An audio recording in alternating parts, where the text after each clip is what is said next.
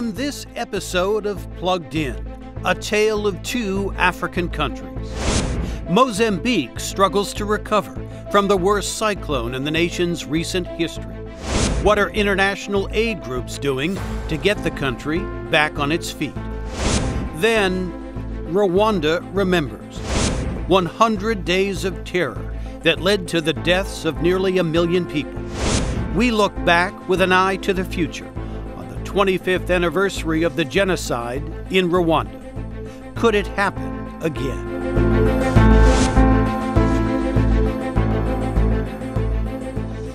Hello and welcome to Plugged In. I'm Jim Malone, filling in for Greta Van Susteren.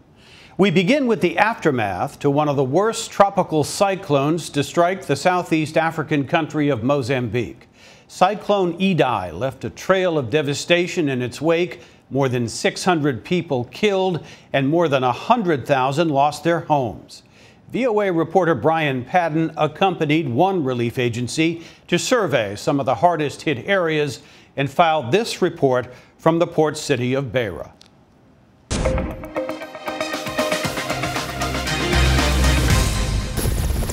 An empty field in the center of the town of Buzi has become a helicopter landing pad and a major supply site after Cyclone Idai destroyed the connecting road to the port city of Beira.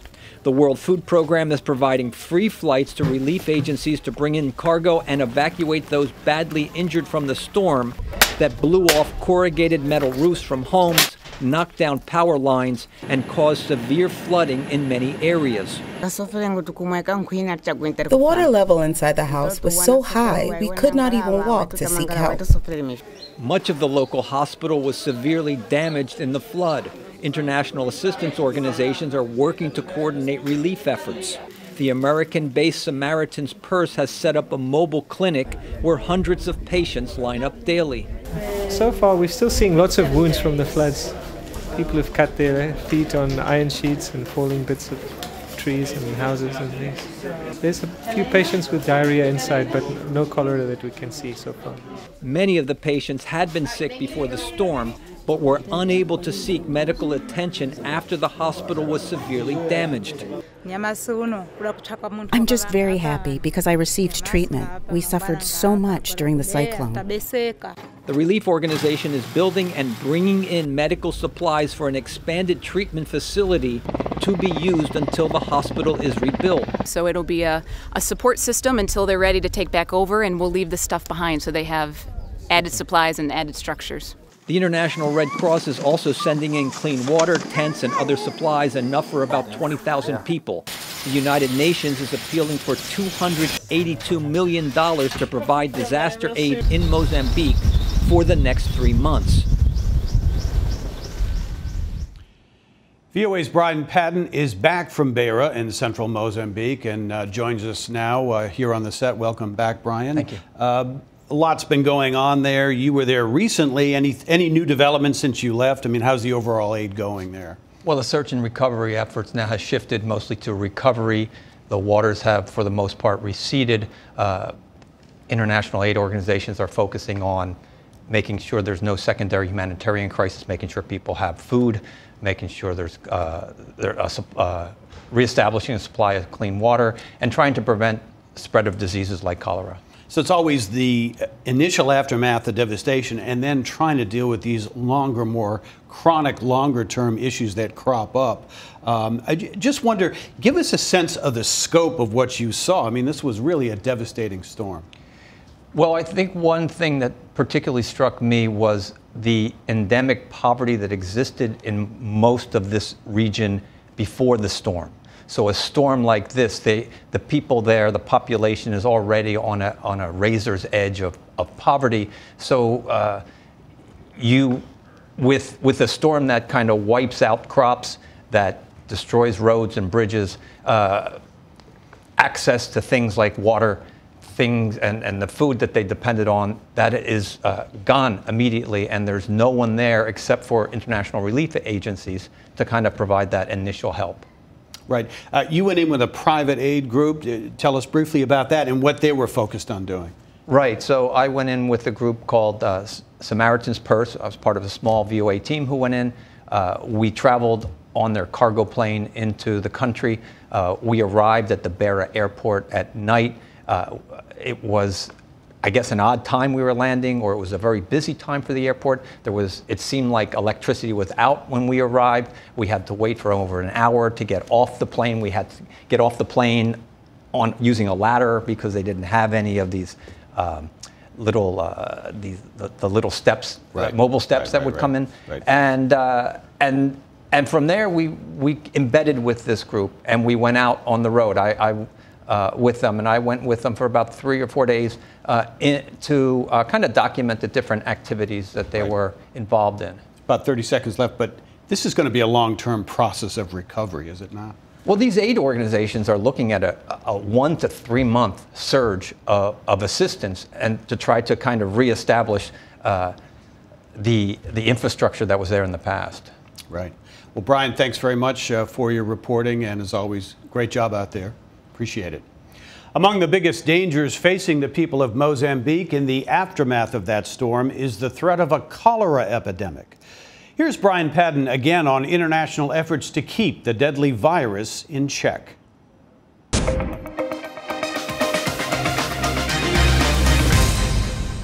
The floodwaters from Cyclone Idai have mostly receded in the Mozambican city of Beira. It was hardest hit by the storm, but has left behind hundreds of contaminated wells in the neighborhood of Manyaba. The American relief organization Samaritan's Purse has recently begun sanitizing these wells that are a likely source of the recent cholera outbreak here. There's endemic cholera in this area, and there's been a few actual positive cases here at the Manyaba Hospital, just a block over that way. Cholera is a stomach virus spread often by contaminated water sources and can be deadly if not treated in its early stages. Humanitarian organizations, including Doctors Without Borders and the International Red Cross, have set up health clinics to treat the rising number of cholera cases. The World Health Organization has shipped more than 900,000 doses of cholera vaccines, and the U.S. Agency for International Development is also financially supporting the vaccination campaign as part of its $7 million contribution to disaster assistance. The Ministry of Health is leading the efforts in ensuring that the communities where there's a possible risk of this particular diarrheal illness coming to affect the community, that there's an opportunity for people to receive the vaccine ahead of being exposed. Sanitizing one contaminated well can reduce the risk of infection for an entire neighborhood. We have more than 200 people who use this well from all over this area.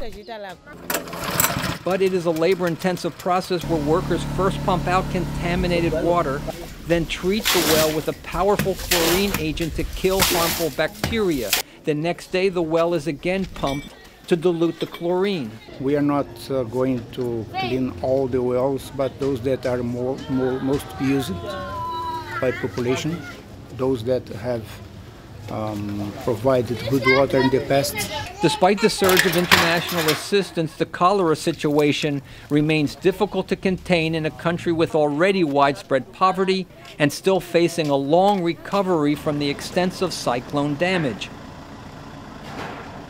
Thanks again to VOA's Brian Padden for that report. It will be a long and difficult recovery for a country already reeling from poverty, even before the storm hit. It's a burden that this country of more than 29 million people will have to bear for years to come. Joining us now to discuss the human element of this natural tragedy and what's next for the people of Mozambique is VOA Portuguese to Africa Service reporter Amancio Miguel, who spoke to survivors of Cyclone Idai. Well, sir, welcome to Plugged In. Thanks for joining us. Thanks. Give us a sense, you're originally from Mozambique, how people are coping with the scope of this disaster. Thank you, Jim. There are various scenarios. One of the scenarios that I would like to highlight is that those who were already unemployed, for example, are suffering the most due to this cyclone. Those with jobs are trying to recover. Right. And among these groups, I would like also to single out women and children. Women face the most of the impact of the cyclone. 2 weeks after the cyclone, we see people going back to their work, people trying to reestablish their small business, but those who were already unemployed, like Brian said, they face most difficult. They don't know really how to go on about this. Tell me about the resiliency of local people there, and how have people decided to help themselves instead of waiting for the government, which is already strapped in terms of trying to help them? These are people used to suffer. Mozambique had like 16 years of civil war, long years of famine, and long years of poverty. So there was actually a movement that started in Maputo, which is the capital. People from the south went on to collect like goods to help the people in Beira. They managed to get like 76 containers that went in a ship to the port city of Beira. So there was this kind of support. But this support is just for food and clothes. But the main issue that faced the poorest of the population of Beira, especially in neighborhoods like Munyava, is after the accommodation camps, where are they going to? Because there's no any signal, any sign from the government as to whether the government is going to help them to rebuild their house. So there's this question: where are we going from here? So this is going to be a long-term challenge, isn't it, to get the country back up to even where it was before? I mean, are we going to see more international aid efforts to help the government here? It's going to be a long term, but also one thing that is to be highlighted, that the city of Beira before the cyclone was not in a good, was facing a lot of problems. The city itself had like many buildings like they were affected, but the shanty towns, the slum areas where the poorest live, they were totally devastated. So they are really, really down. It's going to take a long time, but it's not clear for the people what's going to happen to their lives. We have news coming from Beira at this time saying that some people are leaving accommodation camps, but these are the people that can afford going to do their small business, petty jobs. They can rebuild their house. But those who cannot, they will remain in camps for long times and with no clear solution for their lives. Well, Amancio, thank you for that, and we'll rely on you to keep tabs on what's going on in Mozambique. Thanks so much for joining us. Thank you. Thank you very much.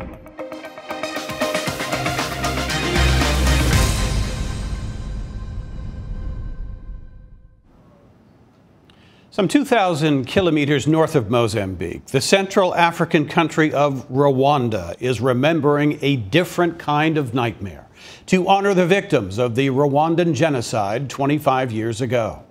More on that somber anniversary now from Plugged In's Steve Reddish.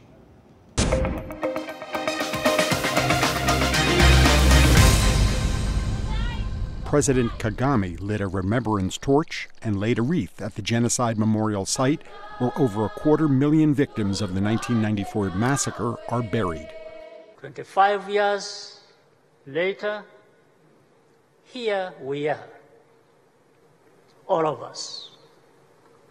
Wounded and heartbroken, yes, but unvanquished. Rwanda will mourn for 100 days, the time it took to kill hundreds of thousands of people, mostly ethnic Tutsis and some moderate Hutus. The slaughter began on the night of April 6, 1994, after a plane carrying the presidents of Rwanda and Burundi was shot down near the Kigali airport. Extremist Hutu-led forces killed about 10,000 people a day. About 2 million people fled the country. I give my heart 1,000 times over to the survivors and their children, those who have had to move forward and rebuild their lives through such pain and ever with the images seared into their memories. Commemorations were also held in France, which is home to many survivors. I often say that we, the people who survived that attack, the luck we had is that April 8th was at the very beginning of the genocide, and therefore the Red Cross could still operate, and there were still good souls who could oppose that horror, but also help the Tutsis. Before the genocide, France had supported the Hutu-led government against the Tutsi-dominated opposition. The victorious opposition had accused the French of enabling Hutu killers, which Paris had long denied. French President Emmanuel Macron appointed a group of experts to investigate French actions during the massacres in an effort to end 25 years of tensions with Rwanda. We remember, we commemorate. We have made April 7th an official day, and above all, now we'll work with this independent commission of historians who'll have to shed light on what happened in Rwanda 25 years ago.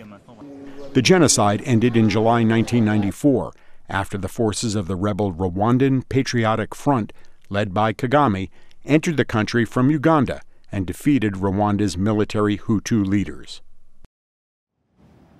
In 2004, the horrors of the Rwandan genocide were brought to the mainstream by way of the critically acclaimed film Hotel Rwanda.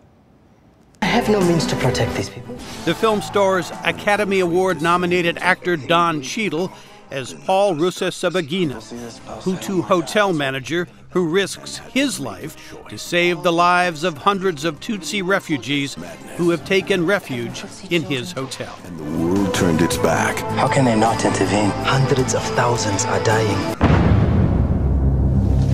We have been abandoned. The 2004 movie played an important part in shining a light on the atrocities that took place in Rwanda 25 years ago. VOA's Africa service traveled to Rwanda to hear some of those haunting stories firsthand. Here's a look at that dark period in Rwanda's history through the eyes of the people who lived through it.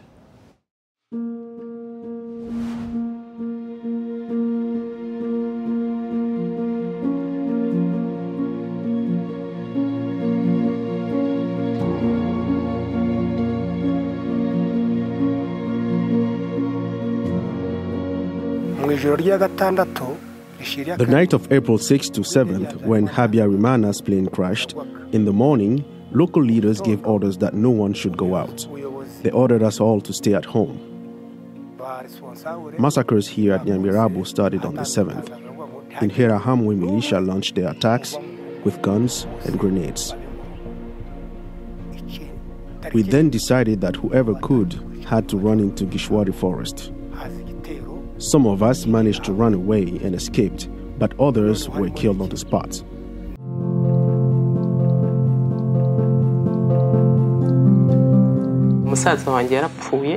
I lost my brother together with his wife and 4 children.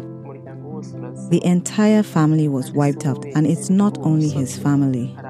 In our village, there are families that have been wiped out. Unfortunately, we do not even have any of their photos.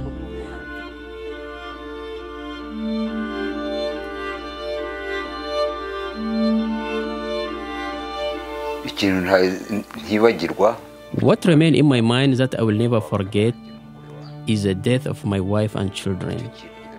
That still haunts me every time. I was hiding with them in the house. But I left first as I did not want to see them being killed. However, when I approached the door to go out, the invader struck me with a machete on the neck and I fell over. So I could listen whatever happened inside the house, even their screams.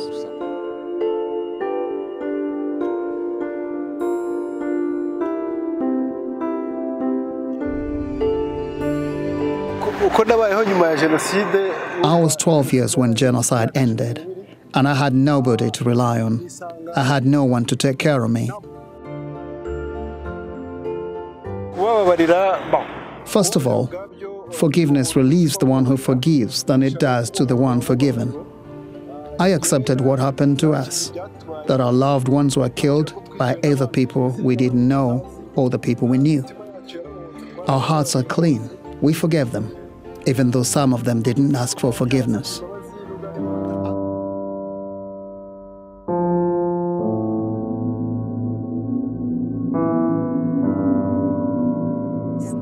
Long ago, when someone lost a husband, her family or other people would help her. But for us, it was different. You would think you're the only one in that situation, but later you realize that there are others like you.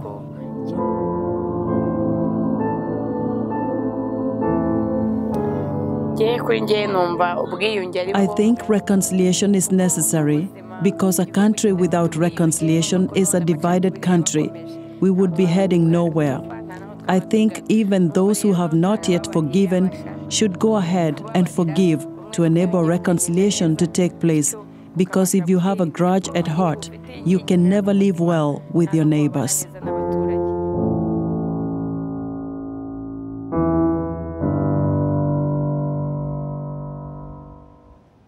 So 25 years after the horrendous genocide in Rwanda, how is the country faring today? And what progress is there to report on national reconciliation? Here to discuss the current state of affairs in Rwanda is Etienne Karekezi, Managing Editor for VOA's Central Africa Service. Welcome, sir. This is going to be a difficult anniversary for the people of Rwanda. Tell us what the country is feeling at the moment as they look back and at the same time they try to look ahead to the future. Thank you, Jim. As you said, as you saw these different survivors of genocide, of course, the victims, what you can feel in the eyes, it's this trauma, but also the sense of hope and reconciliation 25 years after, because these are the victims of genocide, this tragedy that fell on Rwanda 25 years ago. But again, if you look at the steps taken by the government, especially in terms of reconciliation, especially in terms of what the government calls it's a policy actually, never again a concept which says never again to genocide. I believe people are feeling some kind of hope and peace coming soon. I've seen stories where there's these sort of experimental communities where people, antagonists, are kind of living together, trying to bring together reconciliation.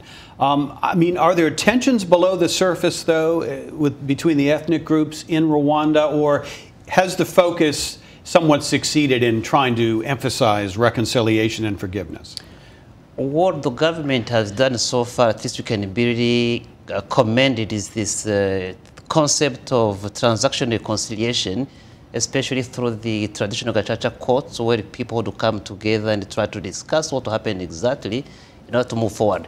Of course, this can imply some kind of immediate harmony between the people who are usually live together in communities. But I believe that deeper than that, people on individual level, community level, then national level, they can establish this kind of sincere dialogue to discuss exactly what happened and how people can move forward. Tell me now, it's been 25 years. You have a new generation of people coming into Rwanda, young people. How is this being framed for them? Is there a hope there that they can move beyond the scars of 25 years ago and sort of lead the country into a more sort of reconciled direction? The government and different groups are trying to educate the young people to look beyond what can divide them, especially in terms of ethnicity, the Hutu and the Tutsi especially, but look at how they can live together as Rwandans. Again, to stress what's important for Rwanda again here is that Rwandans can't be viewed between the Hutu and Tutsi dichotomy because they have a lot of intermarriages between the Hutu and Tutsi. You can have a nephew, a half-brother, or a brother who can be from the other ethnic group, which means this tragedy basically touched almost every Rwandan family. It would be hard to imagine any Rwandan family which are not really affected by the genocide, which brings me to think that to some extent, people should feel that every victim should feel vindicated to some extent. It just has to be fair, it just has to be timely, and it just has to be equal for everybody. I wonder too, as Rwandans mark this anniversary, is there any concern that some of the ill feelings or some of the bad memories could resurface in terms of additional tensions, or what are you observing right now in terms of inside the country? Yeah, my observation is that I believe most people understand that the genocide that took place 25 years ago was a huge tragedy for Rwanda, and the people should do everything possible to avoid it. Let's move forward, especially for the young generation. And my feeling is that the government has done, or at least is doing, taking every steps possible to avoid going back into what happened 25 years ago. And I believe with some kind of national stability, and especially the openness of political space and respect of human rights at every level, this can help people move forward, especially by avoiding what happened 25 years ago. But I believe one of the conditions, of course, is to leave the free space for everybody, allow people to speak freely, and then allow those who still feel that they are victims of any kind of atrocity express their feelings or express how they feel. Reconciliation can be achieved. No, the President, Paul Kagame, is a key figure in all this. He's been in charge there since the aftermath of these horrible genocide. Is he going to be remaining in office for the foreseeable future? Is he still going to be leading the country? What's the political outlook there? The political outlook in Rwanda is that with the recent reform of the constitution, President Kagame can again run for another term, actually 5-year term instead of 7, which was previously the case for the constitution. So he may run, he may not run, we don't know it so far, but at least we have no indication that he'll be stepping aside to let somebody move forward. And I hope within the ruling party, the Rwandese Patriotic Front, hopefully somebody else can be able to take over, at least Kagame allowing that. But I believe it's an open door. Kagame can say, I'm stepping aside, somebody can move in, or at least, or maybe the opposition can be given an opportunity, because it's a question of opportunity, to let other people just move the country forward. Well, Etienne, thanks so much for sharing this. It's got to be a difficult time for all of Rwanda's people to mark this occasion. But thanks so much for sharing your insights with us today on Plugged In. Thank you for the opportunity, Jim. Before we go, some closing thoughts on the deteriorating state of press freedom around the world. As part of an ongoing media crackdown, the government of Burundi has banned both Voice of America and the BBC from broadcasting in its country. Burundi's media regulator, the National Communication Council, recently announced that it had pulled the operating license for the BBC and renewed the suspension of VOA.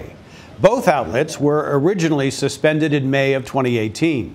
Journalists in Burundi are prohibited from speaking with or providing information to Voice of America, and VOA and BBC journalists have been expelled from the country.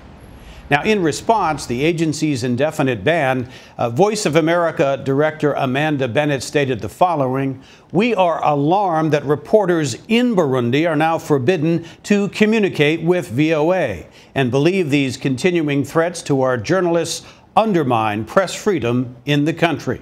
We stand with the people of Burundi against those who are restricting their access to accurate and reliable news and information." Burundian government officials have repeatedly claimed that both the VOA and BBC broadcast, quote, what they call fake news. We'll keep you posted on developments in this story. That's all the time we have for today. Stay plugged in by liking us on Facebook at Voice of America. You can also like Greta's Facebook page at facebook.com/Greta. Follow Greta on Twitter at Greta. Thanks, as always, for being plugged in.